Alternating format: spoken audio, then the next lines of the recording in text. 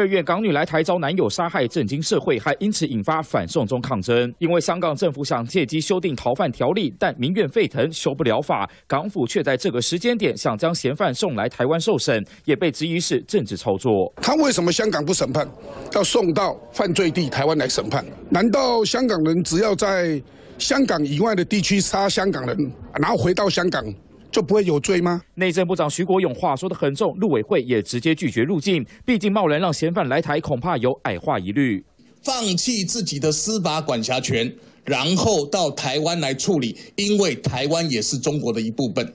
立委点出关键，因为命案发生后，我国不断喊话，港府要和台湾签订司法互助协议，但都遭到不读不回。现在又要将嫌犯送来台湾，恐怕落入一中圈套。但关键也在于没有司法互助，相关事证包括嫌犯笔录，台湾根本拿不到。只有透过司法互助，两边所取得的口供，合法取得的口供，合法取得的罪证，我们才能办他。完全暴露是政治凌驾司法，这样子一个恶质操作必须遭受到唾弃。就算有疑虑，国民党却还大动作把炮口对准自家人，就连韩国瑜也在脸书 po 文反呛蔡政府不该自我阉割主权，杀人就该回台审判，还说对这个政府感到错愕失望。